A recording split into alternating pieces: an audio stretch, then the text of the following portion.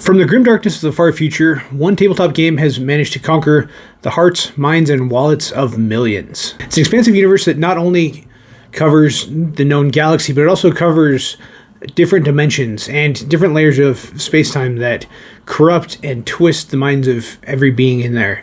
It's filled with a variety of different races and monsters and constant war that keeps everyone's attention as more and more books and novels and models like the ones you see behind me come out almost on a weekly basis.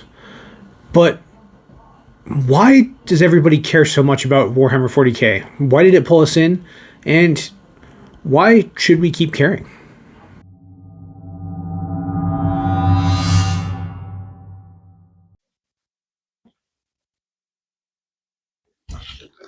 Oh, sorry about that.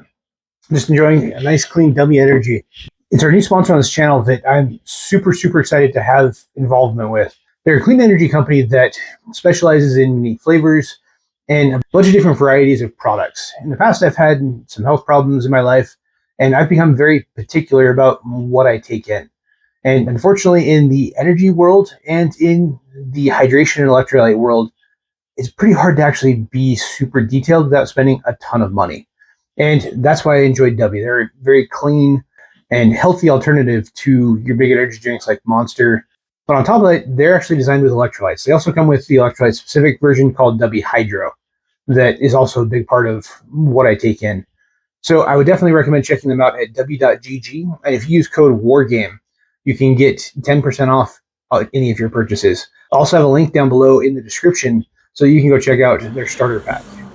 If you haven't guessed from my recent videos and a lot of different videos I've done over time, I really love Warhammer 40k, but not only that, I am trying to figure out exactly why I love Warhammer 40k and why I'm okay spending exorbitant amounts of money on little plastic miniatures that I don't get to play with anywhere near as much as I like to. I spend a lot of time painting them, which is great. They're fantastic for de-stressing, dealing with writer's block, and all the kind of stuff that me as an author is dragged into. And as the Warhammer 40k universe becomes more and more popular, now that Amazon is working on TV shows and movies for it, and actors and famous people like Henry Cavill are touting and representing Warhammer 40k in a way that brings a lot of people to the table, I wonder why I enjoy it so much. I wanted to share my enjoyment for it and why I think other people might like it as well. So I've broken this down into 4 pillars of the main reasons why people in general like Warhammer 40k and why I like it myself. So let's dive into it with the first one.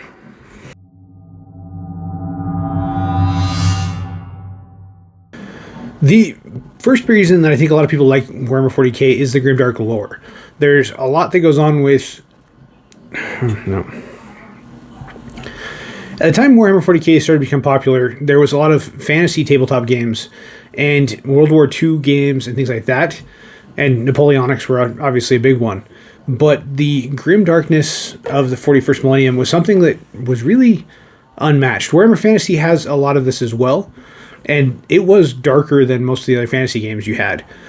But Warhammer 40k took it to a whole nother level, where there's not really good guys. There's not an avenue that leads to us having a truly defined main character, not like in Arthurian legends, where we can point at King Arthur and the Knights of the Round Table and say, those guys are definitely good. Those are the ones we should be paying attention to. But there's a lot of good people inside pretty much every faction. There are exceptions there. Even parts of Chaos have pretty good people in them. And the struggle to try and balance that out and figure it out and find your favorites is one of the big reasons everyone likes Warhammer 40k. Because for every single person, it's a different journey. You may, like me, find a faction, like for me it's the White Scars, that represent a part of you that isn't really super public and out there. A lot of, like, my last name comes from the Mongol hordes. So having a faction that I can latch onto that represents a part of me is really cool. It's a part that doesn't get represented very often. A lot of times my Viking heritage and things like that from different parts of my family get represented far more frequently than my Mongol side. So having the White Scars be a thing for me is amazing and something that I don't get in any other avenue. But a lot of people aren't fans of them, whether it be because of their playstyle or just the way they are as a faction. There's a lot of issues with that.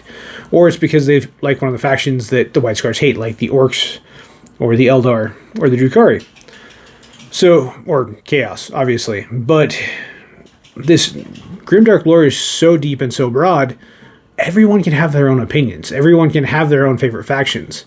And no matter which faction you like, there will always be a community that likes that faction too. It's been fascinating to be pulled into this over the last about 6 years to see this and to branch out. I like to try a couple different factions. For example, we have the Night Wardens, which is the channel chapter that is tied to a night house. And I've started playing Imperial Knights, and that has ventured me into the Imperial Knight community. And just like most of the other communities I've been in the Warhammer 40k universe, they've been super welcoming and super kind and super, super helpful when I needed advice or instructions on how to build things or what combinations of things works the best. And it's been really fun to get involved in that community as well. I've also seen it just at game stores in general, where the deep lore creates some kind of rivalry that's a friendly rivalry. Like if you're ever at a tournament and you see a Space Wolves player and a Thousands of Suns player lining up on the tabletop together, that game's going to be intense. They're going to have a lot of fun doing it, but it's going to be intense. Same with if you get Orcs and White Scars, or you get the Salamanders and the Drukhari.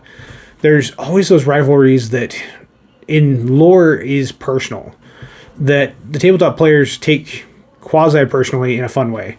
There's always the occasional person who takes it too far, but most of the time it's done in a very fun way, and it's a lot of fun to see and be involved in. So this lore gives so much more depth to Warhammer 40k and what it really is that it pulls people in.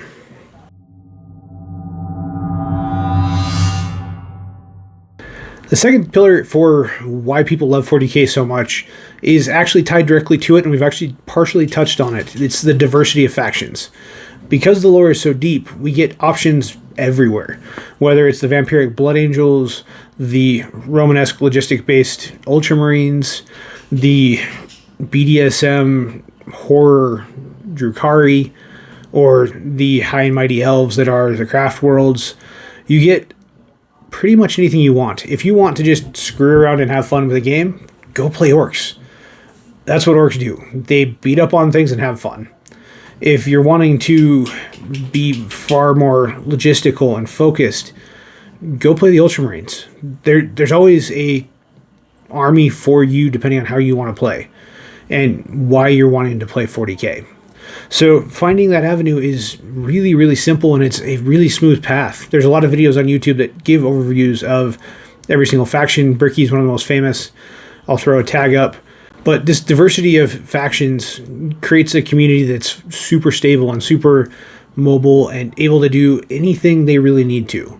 And this leads into the next pillar. This next pillar is strategic gameplay. As you can tell, all four of these pillars are very intertwined and are the foundation of the game. But this variety in factions that we just talked about leads into that different strategies and ways to play the game as well.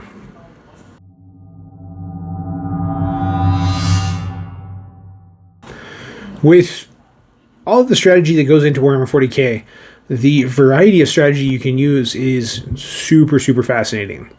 For example, if you want to do deep strategies and orders and play almost like you're playing one of the World War II tabletop games, you can play Imperial Guard. That's literally what they're there for. A lot of their rules are very similar to what you'll see in a 1942 game, or loosely similar to how you'd play Bolt Action. If you're wanting to play a Horde Army style mass attack, you could play Tyranids, you could play Gene Stealer Colts. There's a lot of different ways you can play that. No matter how you're wanting to play the game, there is an avenue of play for you most of the time. There's a few exceptions, but a lot of times you can find a way to make it happen. I love fast movement and fast motion and outmaneuvering my opponents.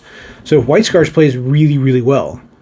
with a lot of bikes and speeders and able to maneuver my forces in any which direction I need to go and drop troops literally anywhere on the board as quickly as I want to. But it also works if I want to go stealth with my Night Wardens. My Night Wardens play kind of similar. They're pretty free moving and can go pretty much anywhere on the board. But because they're the sneaky version of it, they're maneuvering from cover to cover. They're hard to hit and hard to focus on because they can manipulate the shadows. And at the same time, they're also connected to knights. So while the sneaky Space Marines are going around, you've got a bunch of knight armatures running around with giant buzz saws and cannons, blowing people up and causing complete chaos, making it really hard to try and focus on the Space Marines. So these strategies and tactics are really, really fascinating and do a great job of pulling you into the game no matter how you're wanting to play. The secret is going to be figuring out how you want to play and figuring out why you want to play that way. But once again, that's a pretty easy conversation to have. I definitely recommend just going into your game store and watch a game, ask the guys who are playing what they like about the factions and why they like it. Sometimes they'll even let you tag into a game or look over their shoulder as they're playing so you can learn to play as well. That actually is part of the fourth pillar, that is the community.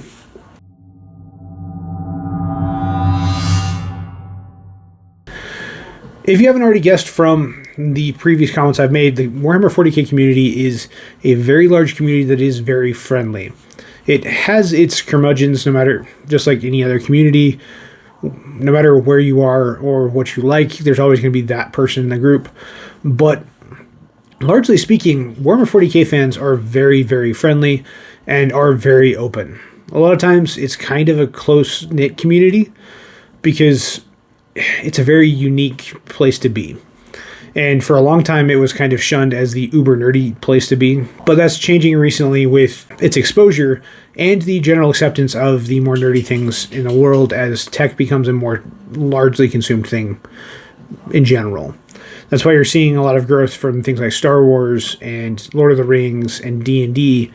It's because it's become less of a taboo and far more of a common cultural staple, just like Warhammer 40k is as well. While that does cause issues for certain people, most people are really, really open to it. They're excited to be involved with more people in their community and find more friends that want to do fun things. Going to a local game store and meeting people and talking to them about their armies, if you can, don't interrupt their turns while they're moving. That can be a little frustrating. But if you catch them at a time where they're just chatting or setting up their armies, compliment somebody's paint job while you're in there. Ask them a question about why they did what they did with their list. Don't do it in a rude way, but asking questions and having those conversations opens the door to really new friendships. I've made a lot of friends at my local game store by just showing up and playing open games. There's a lot of really, really cool people who let me test things out with my armies or let me even sometimes do an army swap and play with their army so I can see how their army plays. That's how I learned I hate the way AdMech play. They are really cool looking. I would love to paint some of them someday. I will never own an AdMech army because I will never play an AdMech army unless the rules drastically change. But for those AdMech players out there, that is no hate. It's just the way it plays does not sit well with me. But I actually found I love Sisters. Sisters play really, really fun. I'm looking forward to them. I've started collecting, I think I've got about 1,500 points right now in Sisters that haven't started to be painted yet because I'm finishing up my last night for House Hestia. But this imbalance and tweaking of what you want to do is really turned into a community thing. On top of that, if you haven't seen, lately I've also done several videos where I take someone's army and I write a short story about it. So we've done the Night Wardens, we've done the 99th Sanguine Sacrifice, a Krieg company, we've done a League of Votan army, and in a couple weeks we have another one coming that is probably my favorite story I've written so far.